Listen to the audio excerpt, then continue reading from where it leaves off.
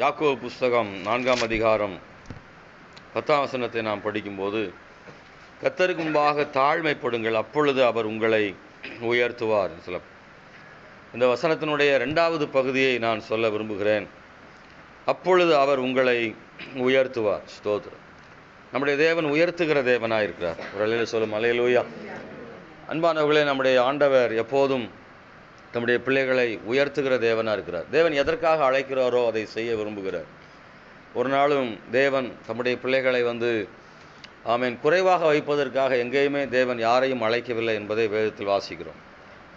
பைபிளில் பலரையும் தேவன் அழைத்திருக்கிறார். தனிப்பட்ட முறையில் கூட்டமாகவும் அழைத்திருக்கிறார், தனித்தனியாகவும் அழைத்திருக்கிறார். தேவன் ஒரு தனி மனிதனையும் அழைத்திருக்கிறார். ஆனால் தேவன் எப்பொழுதெல்லாம் ஒரு மனிதனை அழைக்கிறாரோ அப்பொழுதெல்லாம் அவருடைய வாழ்வில் ஒரு உயர்ந்த நோக்கத்தை ஆண்டவர் கொடுத்திருக்கிறதை நான் வாசிக்கிறேன். அது யாராக இருந்தாலும் சரி, அவங்க வாழ்க்கையில் ஒரு பெரிய உயர்ந்த நோக்கத்தை கர்த்தர் வைத்திருக்கிறார். அழைக்கும்போது அவங்க செய்ய வேண்டிய சில கடமைகளையும் சொல்கிறார். அதே நேரத்தில் தான் எதற்காக அழைத்தேன் என்பதையும் அவர்களுக்கு சொல்கிறார். உன்னை இப்படி செய்ய விரும்புகிறேன், உன்னை கொண்டு இந்த காரியங்களை செய்ய விரும்புகிறேன், அல்லது உன்னை மற்றவர்களுக்கு ஆசீர்வாதமாக்க விரும்புகிறேன், அல்லது உனக்கே ஆசீர்வாதமாக இருக்க விரும்புகிறேன் என்று சொல்லி ஆண்டவர் பலரையும் அழைத்ததை நாம் வேதத்தில் வாசிக்கிறோம். தேவன் ஒரு மனிதனை ஏன் உயர்த்துகிறார்? பைபிளில் உயர்த்தின மனிதர்களை நாம் பார்க்கிறோம். நம்முடைய வாழ்விலும் தேவன் உயர்வுகளை ஆண்டவர் தந்திருக்கிறார், தருகிறார், இன்னும் தருவார். ஆமென். Praise the Lord. அல்லேலூயா. நான் ஒவ்வொரு முறையும் தேவனுடைய வார்த்தைகளை கொடுக்கும்போது நான் என்னையும் அதோடு இணைத்துக் கொள்கிறேன். ஆமென். அல்லேலூயா. கர்த்தர் உயர்த்துவார் அப்படின்றதுக்கு அடையாளமாக என்னையும் நான் சாட்சியாக சொல்ல முடியும். தேவன் உயர்த்துகிறவர் என்பதற்கு ஆதாரமாக நாமே இருக்கிறோம். ஆமென். கர்த்தர் நம்மை, நம்முடைய குடும்பத்தில், நம்முடைய சமுதாயத்தில் தேவன் நம்மை உயர்த்த வல்லமையுள்ள தேவனாக இருக்கிறார் என்பதை நாம் மறந்துவிட வேண்டாம். தேவன் எதற்காக நம்மை உயர்த்துகிறார்னா, நம்மை ஆண்டவர் விடுவிக்க விரும்புகிறார், நம்மை ஆசீர்வதிக்க விரும்புகிறார். இன்னொன்று, நமக்காக மட்டுமல்ல, பிறருக்கு ஆசீர்வாதமாக இருக்கவும் நம்மளை கர்த்தர் என்ன செய்கிறாரு? உயர்த்துறார். ஆண்டவர் நம்மளை உயர்த்துறது அவருடைய விருப்பம். 1. 2, நாம் மற்றவங்களுக்கு ஆசீர்வாதமாக இருக்கவும் கர்த்தர் நம்மை உயர்த்துகிறார். இன்னொன்று, உண்மையாகவே அவருக்கு கீழ்ப்படிந்து அவருடைய வார்த்தைகளை நம்பி அவருக்கு உண்மையாக இருக்கிற பிள்ளைகளை அவர் ஆசீர்வதிக்க அவர் ஆயத்தமாக என்ன செய்கிறார்? இருக்கிறார். தம்முடைய பிள்ளைகள் தமக்கு கீழ்ப்படிந்து அவருக்கு உண்மையாக இருக்கும் பொழுது தேவன் அவர்களை ஆசீர்வதிப்பதற்கு அதுவே ஒரு பெரிய காரணமாக மாறுகிறது. பைபிளில் படிக்கும்போது சில விஷயங்களை வாசிக்கிறோம். தேவன் எப்படியெல்லாம் உயர்த்துகிறார் என்று சொல்லி பார்க்கும்போது, ஒரு இடத்துல சொல்லும்போது தேவன் தலையை உயர்த்துகிறார் அப்படின்னு சொல்லப்படும். சங்கீத புஸ்தகத்தில் 3ஆம் அதிகாரத்தில் நாம் வாசிக்கிற போது 2ஆம் வசனத்தில் சொல்லப்பட்டிருக்கிற தேவன் தம்முடைய பிள்ளைகளின் தலைகளை என்ன செய்கிறார்? உயர்த்துகிறார்னு. அப்புறம் சொல்லப்படுகிறது, உன் கர்த்தர் காண்டாமிருகத்துக்கு ஒப்பாக உன் கொம்பை என்ன செய்கிறார்னா உயர்த்துகிறார். சங்கீதம் 92:10 இருக்கிறது. அது தேவன் தருகிற தாளந்துகளை காட்டுகிறது. ஆமென். ஸ்தோத்திரம். காண்டாமிருகத்துக்கு ஒப்பான அந்த கொம்புன்றது ஒரு பலத்தை குறிக்கிறது. தேவனாகிய ஆண்டவர் ஏசாயா புஸ்தகம் 49 சொல்லும்போது தேவன் பாதைகளை என்ன செய்கிறாராம்? உயர்த்துகிறார். பாதைகளை உயர்த்துகிறார். உயர்வான பாதைகளை தம்முடைய பிள்ளைகளுக்கு தருவேன் என்று ஏசாயா 49:11 ஆண்டவர் சொல்கிறார். நம்புகிறவர்களை சொல்லும். ஆமென். ஹல்லேலூயா. நாம் கர்த்தருடைய உயர்வுகளை நாம் விசுவாசித்தால் தேவன் நம்மை உயர்த்த வல்லமையுள்ள தேவனாக இருக்கிறார். நான் எப்போது சொல்வேன், தேவனுடைய உயர்வில் எந்த மாற்றமும் இல்லை. நம்முடைய வாழ்வில் உயர்வு வரவில்லை என்றால் அதற்கு காரணம் ஆமென் செய்ய வேண்டியது, கர்த்தரனை உயர்த்தலை அப்படின்னா நாம் என்ன செய்யணும்? 1, நல்லா ஜெபிக்கணும்.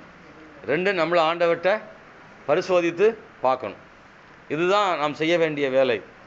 ஆண்டவரே, ஏனென்றால் தேவன் நம்மை உயர்த்துவதில் தேவனிடத்தில் எந்த தவறுகளும் இல்லை. அதனை எப்போதும் மனதில் வைத்துக்கணும். ஆண்டவர் நம்மளை உயர்த்துறதில் அவர் விருப்பமுள்ளவராக இருக்கிறாரு, அவருடைய ஆசையாக இருக்குது. அதுதான் அவருடைய ஆழமான முழுமையான எதிர்பார்ப்பு ஆண்டவருடையது. அவர் விரும்புகிறார், தம்முடைய பிள்ளைகளை உயர்த்த விரும்புகிறார். அதற்காகத்தான் அவர் சகலத்தையும் செய்கிறார், சூழ்நிலைகளை ஏற்படுத்துகிறார். அதற்காக அவர் காத்திருக்கிறார். எப்போது தன்னுடைய பிள்ளைகளை ஆசீர்வதிக்க வேண்டும், உயர்த்த வேண்டும் என்று காத்திருக்கிறார். ஆமென். ஸ்தோத்திரம். சகல ஜாதிகளுக்கும் நீ ஆசீர்வதிக்கப்பட்டிருப்பாய் என்று சொல்கிறார். ஆகவே தேவன் ஆசீர்வதிக்க விரும்புகிறார், எதிர்பார்க்கிறார். ஆனால் நம்முடைய வாழ்வில் பல நேரங்களில் உண்மையாகவே ஆசீர்வாதம் அல்லது அந்த உயர்வு இல்லாத போது நாம் செய்ய வேண்டிய வேலை, நாம் அதை பெற்றுக்கொள்வதற்காக இன்னும் ஜெபிக்க வேண்டும். இன்னொன்று, தேவனே, நீர் என்னை ஆசீர்வதிப்பதற்கு ஏதாகிலும் தடையாக இருக்கிறதா என்பதை நாம் என்ன செய்யணும்? கொஞ்சம் செக் பண்ணி பார்க்கணும், ஆராய்ந்து பார்க்க வேண்டும். நாம் உயர்த்தப்படாதபடிக்கு இருக்கிற குறைவுகள் என்பது அவரிடத்தில் இல்லை, அதில் நம்மிடத்தில் தான் இருக்க வேண்டும். அப்படி ஒருவேளை நம்மிடத்திலும் குறையில்லை என்றால் தேவன் இன்னும் நம்மை ஆசீர்வதிப்பதற்காக, உயர்த்துவதற்காக தேவன் ஆயத்தமாக இருக்கிறார். ஆனால் சில நேரங்கள் தேவன் தாமதிப்பாரானாலும் கூட அது நன்மைக்காகத்தான் இருக்கும், ஒழிய தீமைக்காக இல்லை. ஆமென், ஸ்தோத்திரம். தேவன் நம்ம உயர்த்தும் அளவுக்கு இன்னும் நம் ஜெபம் என்ன செய்ய வேண்டும்? வளர வேண்டும். Price the Lord. ஜெபிக்கிறவர்களை தேவன் உயர்த்துகிறார், ஜெபிக்கிறவர்களை தேவன் உயர்த்துகிறார். ஆமென். தானியேல் அவன் ஜெபிக்கிறவனாக இருந்தான், கர்த்தர் தேசத்தில் அவனை உயர்த்தினார். தாவீது ஆராதிக்கிறவனாக இருந்தான், தேசத்தில் தாவீதை உயர்த்தினார். யோசேப்பு வாழ்வில் உண்மையுள்ளவனாக இருந்தான், பரிசுத்தமுள்ளவனாக இருந்தான், தேவன் அவனை உயர்த்தினார். ஆமென், ஹல்லேலூயா. ஆனால் இவங்க வாழ்க்கையிலெல்லாம் தாழ்வு ஏற்பட்டதா என்றால் ஆமாம், தாழ்வும் ஏற்பட்டது.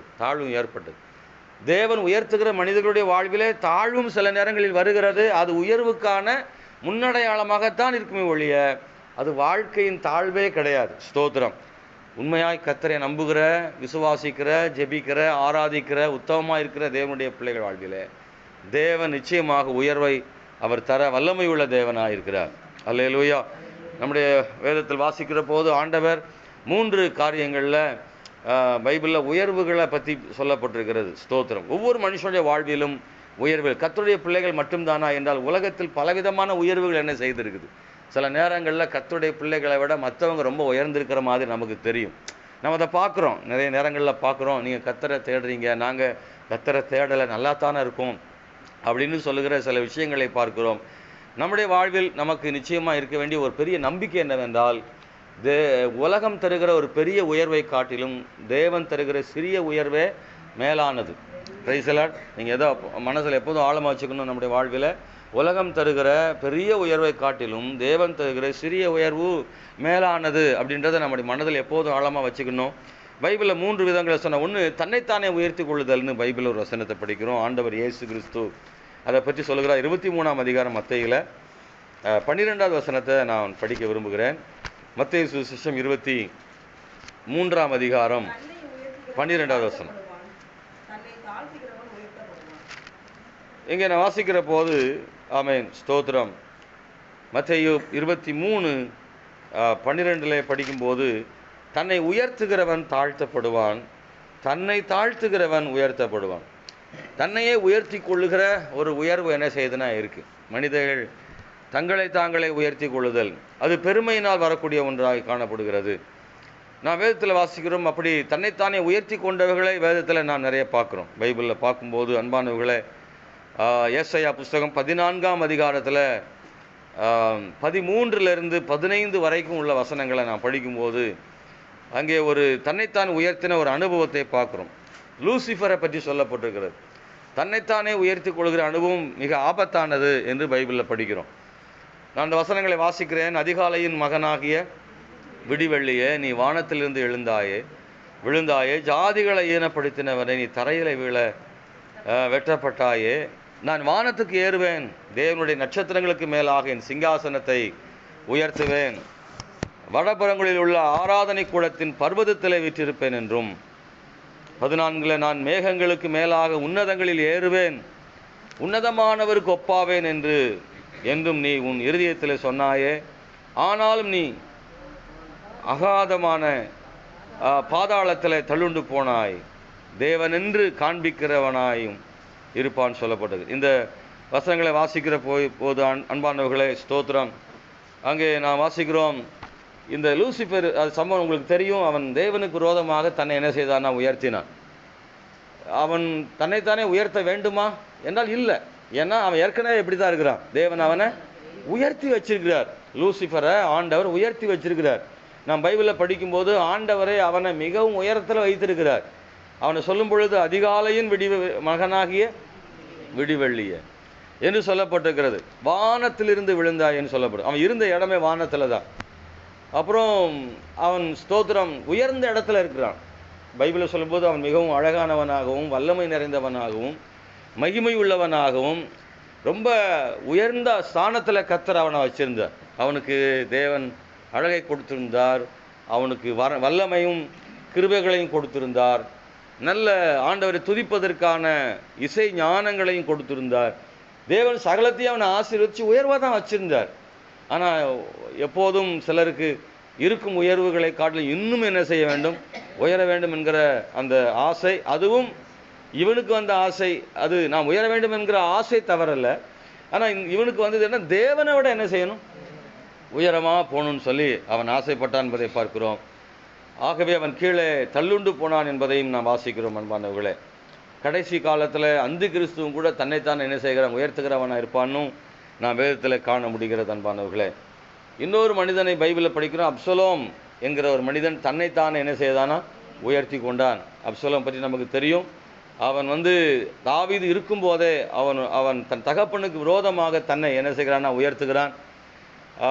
அவன் செய்த வேலை என்ன, ஒலிமுக வாசலில் போய் நின்று கொண்டு அங்கே வரக்கூடிய மக்களையெல்லாம் சந்தித்து ஜனங்கள் தாவீது ராஜாக்கிட்ட போகும்போது அவங்கள வழிமறித்து, நீங்கள் ஏன் அங்கே போகிறீர்கள், உங்களுக்கு விசாரிப்பார் யாரும் இல்லை, நான் உங்களுக்கு ராஜாவாக இருந்தால் என்று அவர்களை கட்டி தழுவி ஆசை வார்த்தைகளை காண்பித்து ஜனங்களை தாவீதை விட தன்னை நேசிக்கும்படியாக அவங்கள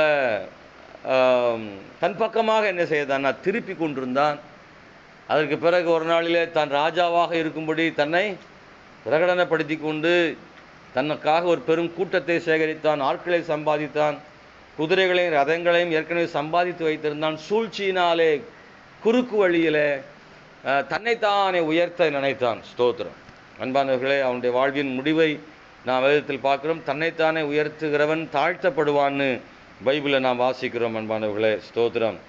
ரெண்டாவது ஒரு உயர்வை பற்றி பைபிளில் சொல்லியிருக்கு. மத்தேயு சுவிசேஷம் 4ஆம் அதிகாரத்தில், என்னாகமம் 22ஆம் அதிகாரத்தில் அந்த வசனங்களை எடுத்துக்கொள்வோமா? என்னாகமம் 22வது அதிகாரம், அதில் 17வது வசனத்தை யாராவது படிக்கலாம்? உம்மை மிகவும் கனம் பண்ணுவேன்.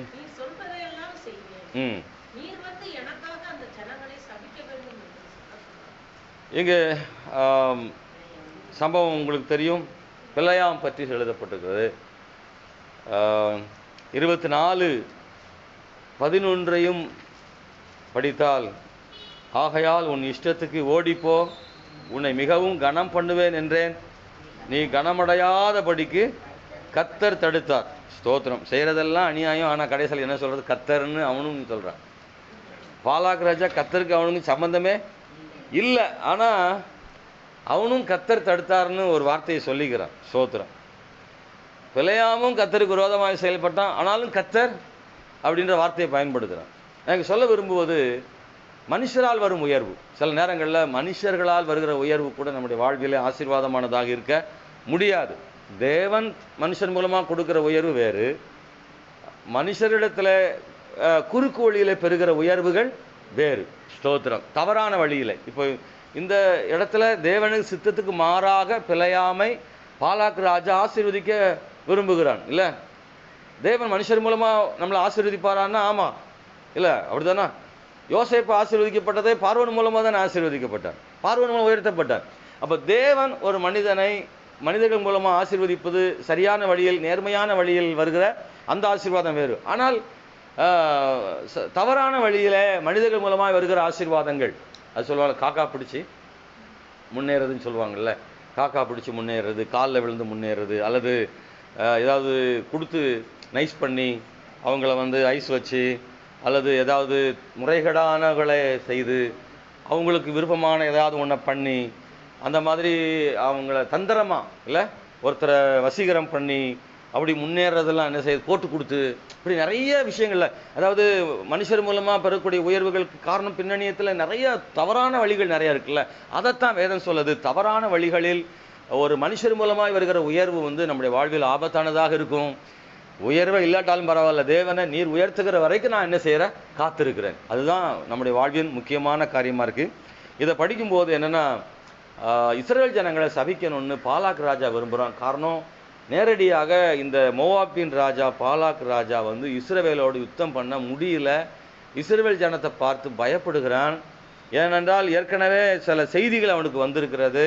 இஸ்ரவேல் ஜனங்களை தேவன் எகிப்திலிருந்து விடுவித்தார் என்றும் செங்கடல் வழியாக அந்த ஜனங்களை வந்து தேவன் பாதுகாத்த விதத்தையும் கேள்விப்பட்ட போது அவர்களோடு கூட ஒரு பெரிய வல்லமை இருக்குது, கடவுள் இருக்கிறார், எனவே இவைகளை நாம் யுத்தம் செய்து ஜெயிக்க முடியாதுன்ற இடத்துக்கு வருகிறான். எனவே தான் ஒரு குறுக்கு வழியில் ஒரு ஆசை வருது அவனுக்கு. மந்திரம் செய்து அவங்கள ஜெயிக்கலான்னு பார்க்குறான். அதற்காக பிழையாமை கூலி பேசி அவன் வாயினால் சபிப்பவர்கள் சபிக்கப்பட்டிருப்பார்கள் என்று அவன் உணர்கிறான். அதனால தான் பிழையாம் ராஜா அவனை கூட்டிகிட்டு வந்து, நான் உனக்கு அதை தருகிறேன், எதை தருகிறேன், உனக்கு கனப்படுத்துகிறேன், நீ கேட்பதெல்லாம் கொடுக்குறேன், இந்த ஜனங்களை சபிக்க வேண்டும் என்று குறுக்கு வழியில் செய்ய நினைக்கிறான். பிழையாமுடைய வாழ்க்கையில் அவனுக்கு கொஞ்சம் ஆசை என்ன செய்யுது இருந்தது. வாய் வரமாட்டேன்னு சொல்லுது, மனசு போலான்னு சொல்லுது. நமக்கும் சிலர் அப்படி இருக்கும்ல, அல்லேலூயா. மனசில் ஒன்று, இருதயத்தில் ஒன்று என்ன செய்யும் இருக்கும். சினிமா கூப்பிடுறாங்க, வரமாட்டேன்னு சொல்லுது, மனசுக்குள்ளே ஒரு ஷோ பார்த்துட்டு வந்தால் தான் என்னன்னு சொல்லுது. ஃப்ரீயான டிக்கெட்டும் ஒரு கோனைஸும் என்ன செய்யும் கிடைக்கும்னு மனசுக்குள்ளே என்ன செய்யுது சொல்லுது. அப்போ வாயில் ஒன்றும் மனசில் ஒன்றும் இருப்பதற்கு வாய்ப்புகள் என்ன செய்யுது இருக்குது. இந்த பிழையாமுக்கு அப்படி தான் இருந்தது. ஆனால் வரலன்னு தான் சொன்னோம். ஆனால் அவன் பேசுனதை பார்த்தா பூர்ண விசுவாசி மாதிரி இருக்கும். நீங்கள் பார்த்தீங்கன்னா படித்து பாருங்கள். அவன் பேசுகிறதெல்லாம் பார்த்தா, நான் கர்த்தர் சொல்லாமல் என்ன செய்ய மாட்டேன், அவர் எனக்கு சொல்வதையே நான் சொல்வேன், அப்படியெல்லாம் பேசுவான். ஆனால் அவன் பண்ண அநியாயம் பெருசு. அன்பானவர்களே, இந்த பிழையாம் செய்து பார்த்தீங்கன்னா பேச்சில் பழமாக சொல்லுவாங்கள்ல, பேச்சில் பழம், வார்த்தையில் வாழைப்பழம், கையில் கருணக்கிழங்கம் அப்படின்னு சொல்லுவாங்க. வாயில் பேசும்போது பார்த்தா அப்படியே பரிசுத்தமாகவும் அப்படியே ஒரு மாதிரி பேசுவாங்க. ஆனால் கை வந்து அரிக்கிற கருணக்கிழங்குன்னு சொல்லுவாங்க. இந்த பிழையாம் அப்படிப்பட்டவனாக தான் இருந்தான். பேசுறதுல பார்த்தா ரொம்ப இனிமையாக பேசுகிறான். கர்த்தர் இல்லாமல் இல்லையா, அவர் சொல்கிறது தான் யார் சொல்வேன் அப்படின்னு சொல்லிட்டு பாலாக் ராஜா கொடுக்குற ஆசீர்வாதத்தை மேலே அவனுக்கு ஒரு பெரிய நாட்டம் இருந்துச்சு. அதான் சபிக்க மாட்டேன்னு சொல்லி சபிக்கலை விட்டுட்டான். ஏன்னா அவனுடைய வாயை கர்த்தர் தடுத்தார். இன்னும் சொல்லப்போனால் பிழையாம் இஸ்ரவேல் ஜனங்களை சபிக்க விடாமல் தேவனே தடுத்தார். அவரே ஆசீர்வாதங்களை வாயிலை போட்டார். ஆனால் கடைசியில் ஒரு சூழ்ச்சி பண்ணிட்டான். பாலாக் ராஜாட்ட சொல்கிறான், இந்த பிழையாம் சொல்கிறான், இந்த ஜனங்களை நேரடியாக நீ என்ன செய்ய முடியாது, ஜெயிக்க முடியாது.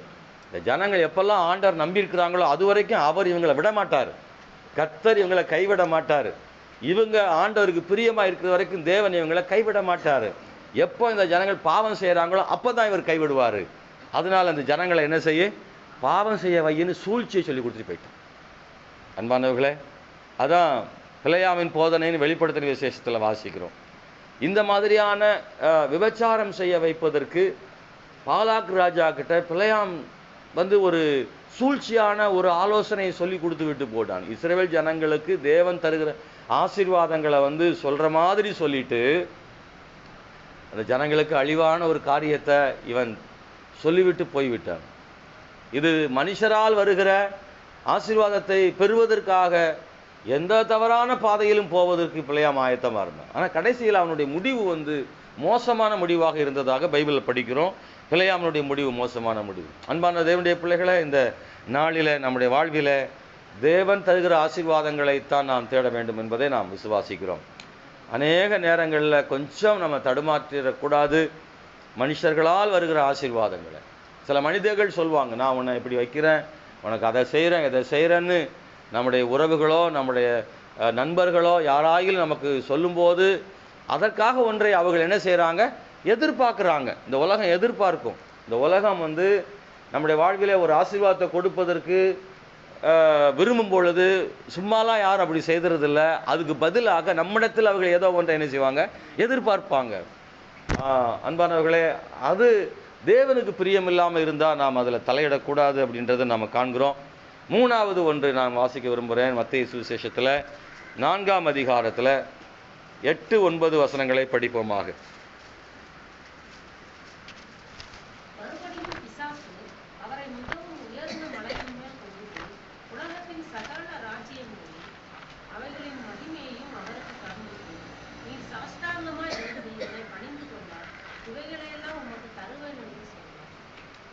யார் யாருக்கு ஆசீர்வாதம் கொடுக்க போகிறாங்க? எத்தனை பேருக்கு கேட்கும்போது இல்லை, ஆண்டவர் எப்படி சிரிப்பாக தான் இருந்திருக்கு, மனசுக்குள்ளே ஆண்டவர் சிரிச்சிருப்பார். எல்லாமே ஆண்டவர் படைத்தது இல்லை, ஆண்டவர் படைத்த உலகம், அவர் படைத்த பூமி, எல்லா உயர்வுகளும் அவருடையது. படைத்தவர்கிட்டே வந்து அவராலே அல்லாமல் ஒன்றும் உருவாக்கப்படவில்லைன்னு யோவானில் படிக்கிறோம். இயேசு இல்லாமல் ஒன்று கூட உருவாகலை. ஆனால் படைத்த இயேசு கிறிஸ்துவிடத்தில் வந்து பிசாசு சொல்லுகிறான், சகலத்தையும் நான் உமக்கு என்ன செய்கிறேன், தருகிறேன். நீ சாஷ்டாங்கமாய் விழுந்து என்னை பணிந்து கொண்டால் இவைகளை எல்லாம் உமக்கு என்ன செய்வேன், தருவேன். இவன் கொடுக்கறது இவன் யாரு?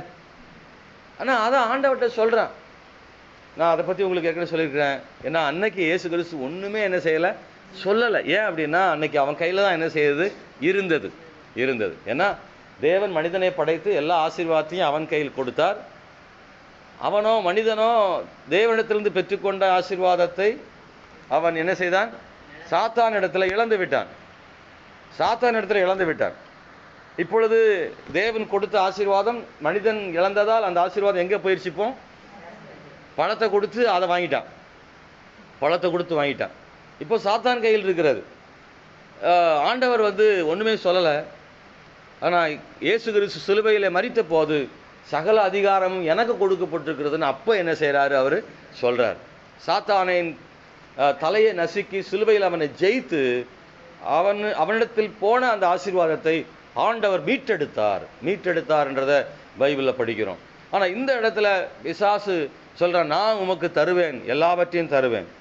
எதையெல்லாம்னா ஸ்தோத்திரம், உலகத்தின் சகல ராஜ்யங்களையும் அவைகளின் மகிமையையும் அவருக்கு காண்பித்து இதெல்லாம் தருவேன்னு சாத்தான் சொல்கிறான். அன்பானவர்களே, இயேசு கிறிஸ்து அதற்கு ஆசைப்படலை, அதில் இடறி போகலை, அதில் உறுதியாக இயேசு இருந்தார். நிச்சயமாக நாமும் அவரை போல ஜெயிக்க கர்த்தர் கிருபை செய்வாராக. பிசாசு நம்முடைய வாழ்வில் குறுக்கு வழியில் தருகிற ஆசீர்வாதங்களை நாம் ஒரு நாளும் ஏற்றுக்கொள்ளாதபடி ஒதுக்கி தள்ள வேண்டும். அது எவ்வளோ பெரிய ஆசீர்வாதமாக இருந்தாலும் சரி, அதை பார்த்தவொன்னா ஆசை வரணும். கண்ட்ரோலிங் பவரை கர்த்தர் நமக்கு தருவாராக. ஏவாள் வந்து அந்த பழத்தை சாப்பிட்டோன்னு ஒரு ஆசை அவளுக்கு வந்துருச்சு, அப்படி தானே? எத்தனையோ பழங்கள் இருக்கும்போது அந்த பழத்தை அதை சாப்பிடணுன்ற ஆசை அவளுக்கு வந்துச்சு. இந்த உலகத்தில் பிசாசு நமக்கு காண்பிக்கிற எதுவுமே ரொம்ப கவர்ச்சியாக இருக்கும். பிசாசு காண்பிக்கிற உயர்வுகள் எப்போதுமே ரொம்ப எப்படின்னா பிடுங்கி சாப்பிட்ற அளவுக்கு ஆசை வரும். ஆமேன்னு சொல்லுவோமா? நல்லா கவனிங்க. பிசாசு நமக்கு தருவேன் என்று சொல்லுகிற எந்த விதமான ஆசீர்வாதமும் சரி, சந்தோஷமும் சரி, நம்மளை ரொம்ப என்ன செய்யும் இருக்கும். நீங்கள் வேணால் பாருங்களேன், இந்த உலகத்தில் பாவம் எல்லாம் கூட ரொம்ப ஈர்ப்பு சக்தி உடையதாகத்தான் என்ன செய்யுது இருக்குது. எல்லா பாவங்களும் ஒரு ஈர்ப்பு சக்தியாக இருக்குல்ல. அது மதுபானமாக இருந்தாலும், அது விபச்சாரமாக இருந்தாலும், அது சினிமாவாக இருந்தாலும், இந்த உலகத்தின் களியாட்டுகளாக இருந்தாலும், எதுவாக இருந்தாலும் அதன் மேல் மக்கள் வந்து ஒரு பெரிய தீவிர ஈடுபாடாக என்ன செய்கிறாங்க, இருக்கிறாங்க. அதை பார்க்குறோம்ல. சினிமாக்கெல்லாம் போகும்போது தேட்டருக்கு போகிறவங்க ஓடுங்க, கடந்து தடுமாறி சேலையெல்லாம் எடுத்து சொல்லிட்டு ஓடுது. எழுத்தால் போனோன்னா வண்டி கூட தெரியாமல் மோதுது. வந்து அவ்வளோ ஓட்டம். குடிக்கிறவனை கேட்டால் அதில் அவன் ஈர்ப்பு சக்தி இருக்காது. தவறாக தெரிஞ்சாலும் அதுக்காக சொல்கிறான், டாஸ்மாக் அடைச்சா உலகமே அழியின்றாங்க. குடிக்கிறவங்கிட்ட பேட்டி கேட்குறாங்க, அந்த அரசு மூட போகுதாமே டாஸ்மாக் அண்ணா, அந்த தமிழகத்தில் கலவரம் உண்டாகும்ன்றான். அவன் என்ன மாதிரி இருக்கான், நாங்கள் செத்தாலும் குடிச்சே சாவன்றான். தள்ளாடிட்டே பேசுகிறான். அப்போ அவன் அந்த மதுபானம், அந்த போதை அவனை வந்து பயங்கரமாக இருக்குது இல்லை. அதுதான் அவன் இல்லாமல் அவனால் இருக்க முடியல. பிச்சை எடுத்து கூட என்ன செய்கிறாங்க, பிச்சை எடுத்து குடிக்கிறான். அப்போ இந்த உலகத்தில் பிசாசின் மூலமாக இருக்கிற பாவங்கள் அத்தனையுமே ஒரு பெரிய ஈர்ப்பு சக்தியோடு கூட இருக்குது. அப்போ ஒரு கர்த்தருடைய பிள்ளை பிசாசின் பாவத்தின் ஈர்ப்பு சக்தியை மேற்கொள்ளணும்னா என்ன வேணும்னா பெரிய கண்ட்ரோல், இச்சை அடக்கம் ரொம்ப அவசியம் தேவை. ஸ்ட்ராங்கான விசுவாசி கூட கொஞ்சம் தடுமாறுனா விழுந்துருவாங்க. ஏன்னா அது ரொம்ப கவர்ச்சியான ஒன்று. ஏவாள் அந்த பழத்தை சாப்பிடாம கூட இருக்கலாமே, ஏன் அதை செய்தாள்? அது பைபிள் இருக்குது. அதை பார்க்கறதுக்கு பார்வைக்கு இன்பமாக, புசிப்புக்கு நல்லதாக, இச்சிக்கப்படத்தக்கதாக 3 விஷயம் அதில் சொல்லியிருக்கு இல்லை. அது அப்படி ஒரு விஷயமா இருந்துச்சு. அப்படியானால் பிசாசானவன் அதை வர்ணிக்கிறான். ஆகவே இந்த உலகத்தின் பாவமும் கூட அப்படித்தான் இருக்கிறது. சாத்தானால் வருகிற உயர்வுகள் நம்முடைய வாழ்வில் எப்போதும் ஆசீர்வாதங்களை தரவே முடியாது. சாத்தான் தருகிறதான அந்த உயர்வும் ஆசீர்வாதமும் பார்ப்பதற்கு கவர்ச்சிகரமாக இருக்கும். இன்னொன்று தற்காலிகமான உயர்வாகத்தான் இருக்கும். முடிவிலே அது மிகப்பெரிய அழிவாகவும் இருக்கும். பிசாசனுடைய உயர்வு முடிவிலே ஒரு மிகப்பெரிய அழிவாகவும் இருக்கும். தேவனுடைய ஆசீர்வாதமே நமக்கு ஆண்டவர் தருவாராக. Praise the Lord. அல்லேலூயா. ஸ்தோத்திரம். கர்த்தர் தருகிற எந்த ஆசீர்வாதத்தையும் பெற்றுக்கொள்வதற்கு நாம் காத்திருக்க தேவன் நமக்கு கிருபைகளை ஆண்டவர் தருவாராக. இந்த இடத்துல நான் வாசிக்கிற போது ஒன்னே மட்டும் சொல்லி நான் முடிக்க விரும்புகிறேன். யாக்கோபு 4:10 மறுபடியும் நான் சொல்கிறேன். தேவன் தம்முடைய பிள்ளைகளை ஆசீர்வதிப்பார். அந்த வசனத்தில் கவனிக்க வேண்டிய ஒரு வார்த்தை அப்பொழுதுன்னு ஒரு வார்த்தை இருக்குது. அதை நம்ம கவனிக்கணும். அப்பொழுதுன்னா அங்கே ஏதோ ஒரு விஷயத்தை ஆண்டவர் முக்கியப்படுத்துகிறார்னு அர்த்தம். ஏன்னா கர்த்தருக்கு முன்பாக தாழ்மைப்படுங்கள், அப்பொழுது அவர் உங்களை உயர்த்துவார்னு சொல்லப்பட்டிருக்கிறார். ரொம்ப முக்கியமாக தாழ்மை உள்ளவனுக்கோ தேவன் என்ன செய்கிறாரா? கிருபை அளிக்கிறார்னு சொல்லியிருக்கு. ஆகவே இந்த கால வேளையில் நாம் ஆண்டவர்கிட்ட ஜெபிக்க வேண்டிய விஷயம், கர்த்தருடைய உயர்வுக்காக ஜெபிக்கும் போது அவரிடத்தில் நாம் கேட்கிற உயர்வுகள் ஒரு பக்கம் இருந்தாலும் நம்மை நாமே தேவன் முன்பதாக என்ன செய்வோம்? தாழ்த்துவோம். ஒரு நாளும் தேவனுக்கு மேலாகவும் நாம் போக முடியாது, தேவனுக்கு சமமாகவும் இருக்க முடியாது. எல்லாவற்றுக்குமான காரணம் நான் என்றும் சொல்லிக்கொள்ள முடியாது, எல்லாம் என்னால் ஆகும் என்றும் நாம் சொல்ல முடியாது. ஆகவே நம்முடைய பைபிள் ஒரு வசனருக்கு நாம் என்ன வேண்டிய அளவுக்கு மிஞ்சி நாம் என்ன வேண்டாம்னு பைபிள் சொல்லியிருக்கு. நம்முடைய தகுதி நமக்கு தெரியும். பவுல் ரொம்ப அழகாக சொல்கிறாரு, எங்களால் ஏதாகிலும் ஆகும் என்று நாங்கள் யோசிப்பதற்கு நாங்கள் தகுதி இல்லாதவர்கள், எங்களால் ஒன்றும் இல்லை என்று பவுல் சொல்கிறார். அந்த வசனம் ரொம்ப அழகாக இருக்கும். எங்களால் ஏதாகிலும் ஆகும் என்று யார் சொல்கிறது அப்படின்னா சாதித்தவர். அதான் ரொம்ப முக்கியமானது. ஒன்றுமே செய்யாத ஆள் கிடையாது, நிறையா சாதித்தவர், நிறைய அற்புதங்களை செய்தவர், நிறையா மக்களுக்கு பிசாசுகளை துரத்தி வியாதிகளை குணமாக்கி சபைகளை கட்டி சுவிசேஷங்களை அறிவித்து ஆமென் பெரிய அப்போஸ்தலன் சொல்கிறாரு, எங்களால் ஏதாகிலும் ஆகும் என்று சொல்ல 1 கொரிந்தியர் தான் நினைக்கிறேன்ல. ஸ்தோத்திரம். எங்களால், அதாவது யோசிக்கிறதுக்கு அந்த வசனம் சொல்லுது, எங்களால் ஏதாகிலும் ஆகும் என்று எங்களுக்குள்ளே நாங்கள் யோசிப்பதற்கு கூட நாங்கள் என்ன செய்யலை, தகுதி இல்லைன்னு சொல்கிறார். சொல்கிறதுக்கு கூட இல்லை, மனசில் கூட நாங்கள் யோசிக்க முடியாது, எங்களால் எல்லாம் செய்ய முடியும். ஆமென். Praise the Lord. ஆனால் பல நேரங்களில் நம்ம சின்ன காரியம் தான் செஞ்சுருப்போம், ஆனால் பெருசாக யோசிப்போம், பெருசாக சொல்லுவோம். அது மனித இயல்பு. நம்ம எல்லாத்தையும் சேர்த்துக்கிறேன், நான் மட்டும் தனியாக சொல்லலை. நம்ம எல்லாருக்குள்ளேயும் ஒரு சின்ன விஷயம் சொல்லிட்டு செஞ்சுட்டுப்போம், ஆனால் அது இதுக்கு காரணம் யார் தெரியுமான்னு நாம் சொல்வோம். ஆண்டவர் சொல்கிறாரு, நீங்கள் பெருமைப்படா தாழ்மைப்படுங்கள்னு சொல்கிறார். அந்த தாழ்மை ஆண்டவர் நம்ம எல்லாருக்கும் தருவாராக. கர்த்தர் நிச்சயமாக நம்மை உயர்த்துவார். இந்த அக்டோபர் மாதத்தில் தேவன் நம்மை உயர்த்த சித்தமாக இருக்கிறார். நம்ம எல்லோரும் ஜெபிப்போம் ஆண்டவர்கிட்ட.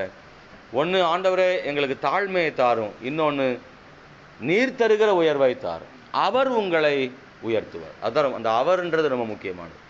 அவர் உங்களை உயர்த்துவார். நம்மை நாமே உயர்த்தி கொள்வதல்ல, இன்னொரு மனிதனால் அல்ல, சாத்தான் தருகிற உயர்வும் அல்ல, தேவன் நமக்கு தருகிற உயர்வு நம்முடைய வாழ்விலே வரட்டும். ஹல்லேலூயா.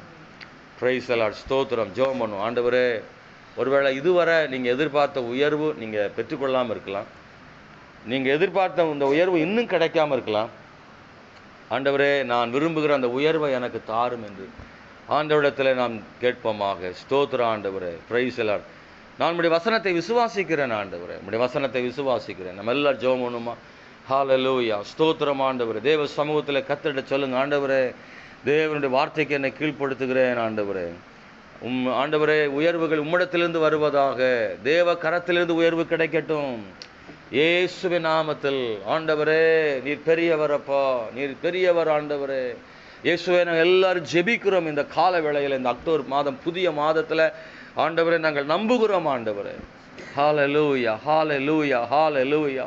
கர்த்தர் நம்முடைய பிரயாசங்களை ஆண்டவர் பார்க்கிறார். இன்றைக்கி இந்த காலையில் நம்ம எல்லாரை போல் நம்ம தூங்க முடியும், எல்லாரை போல் ஓய்வு எடுக்க முடியும், எல்லாரை போல் நம்ம இருக்க முடியும். ஆனால் இன்றைக்கி இந்த காலையில் எழும்பி வருவது அவ்வளவு எளிதல்ல. நீங்களும் நானும் இந்த கால வேளையில் வந்திருக்கிறோம். ஆனால் நமக்குள்ள ஒரு பெரிய வைராக்கியம், ஆண்டோடைய வார்த்தையின் மேல் உள்ள விசுவாசம்.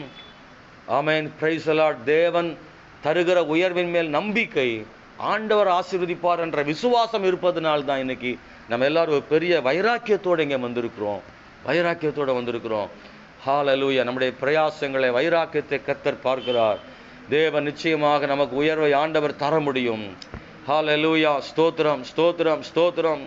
ஆண்டவரே, நன்றியோடு துதிக்கிறோம் தேவனே. ஹல்லேலூயா.